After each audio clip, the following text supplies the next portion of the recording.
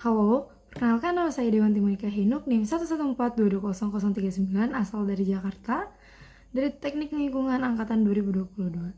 Di sini saya akan membahas praktikum kimia lingkungan acara ketiga, yaitu kadar sulfat pada perairan, yang dimana pada acara kali ini saya mengambil sampel dari sungai yang terletak di Maguwo, di mana sungai tersebut dekat dengan pabrik tahu, terutama pembuangan limbah pabrik tahu tersebut. Keadaan pinggir sungai banyak vegetasi dan juga tumbuhan-tumbuhan serta pepohonan dengan air yang sedikit keruh dan memiliki bau yang tidak sedap, dengan arus sungai yang cukup tenang dan ketinggian air di bawah betis orang dewasa. Cara kerja yang saya gunakan adalah dengan cara menggunakan metode perbandingan, yang dimana air sampel dibandingkan dengan larutan standar dan juga larutan blanko. Setelah pembuatan larutan standar dan juga larutan blanko, kami melakukan pengecaran dan setelahnya kami menggunakan 3 air sampel, yang dimana air sampel pertama hanya didiamkan, air sampel kedua didiamkan 10 menit, air sampel yang kedua digojok dengan kekuatan yang sedang, dan air sampel yang ketiga digojok dengan kekuatan yang cukup kencang.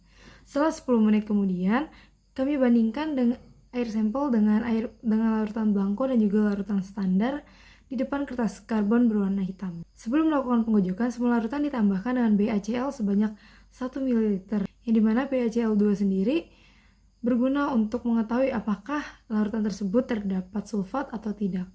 Baku mutu yang kami gunakan adalah baku mutu Gubernur Daerah Istimewa Yogyakarta, yang dimana menurut baku mutu tersebut, kadar sulfat dalam perairan maksimalnya adalah 400 mg per liter atau ppm, yang dimana jika suatu perairan mengandung lebih dari 400 mg per liter sulfat, air tersebut diklasifikasikan menjadi air yang tercemar. Air sungai yang kami gunakan setelah kami teliti dan juga kami perhitungkan memiliki kadar sulfat 1,67 ppm atau 1,67 mg per liter, yang dimana angka tersebut masih sangat jauh dari baku mutu yang sudah ditetapkan.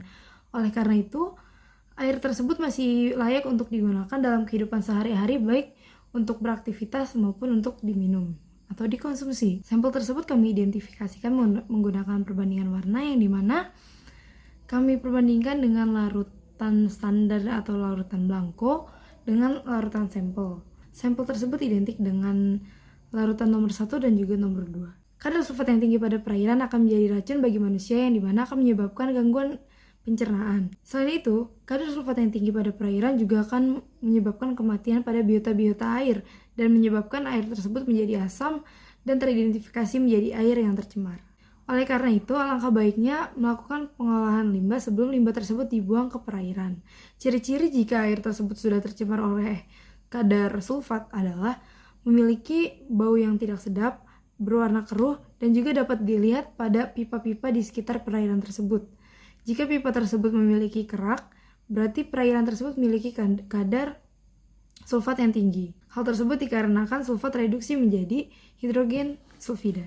Kadar sulfat yang tinggi disebabkan karena pembuangan limbah ke perairan, yang dimana limbah tersebut berasal dari limbah rumah tangga maupun limbah pabrik. Dan cara menghilangi kadar sulfat dalam perairan menggunakan cara destilasi, yang dimana destilasi merupakan pemanasan benda cair ataupun benda padat untuk menjadi uap.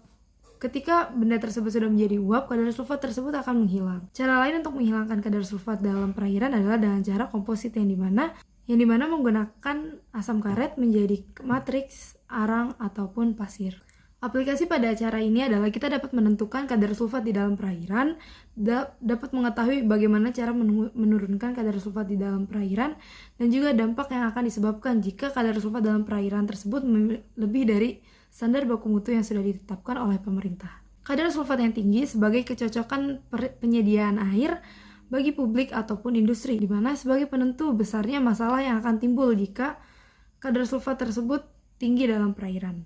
Pengaplikasian acara ini pada teknik lingkungan adalah kita dapat mengaplikasikan pengelolaan limbah dan juga pencegahan tingginya kadar sulfat di dalam perairan. Tingginya kadar sulfat dalam perairan bukan hanya disebabkan oleh manusia, bisa juga disebabkan oleh alam. Contohnya, apabila perairan tersebut melalui struktur batuan yang kaya akan gipsum, dan juga pengaruh cuaca, dan yang terakhir adalah suhu yang tinggi. Suhu yang tinggi akan mempercepat dekomposisi pada perairan, yang dimana akan mempercepat juga tingginya kadar sulfur dalam perairan yang mereduksi dan akan menjadi bau dan menyebabkan air tersebut menjadi air yang tercemar. BaCl2 atau barium klorida pada acara ini digunakan sebagai penentu apakah larutan tersebut memiliki kadar sulfat ataupun tidaknya, dan juga Aquadis pada acara ini digunakan untuk pengencer dan juga penyeimbang volume antara setiap larutan. Sekian dari saya, terima kasih.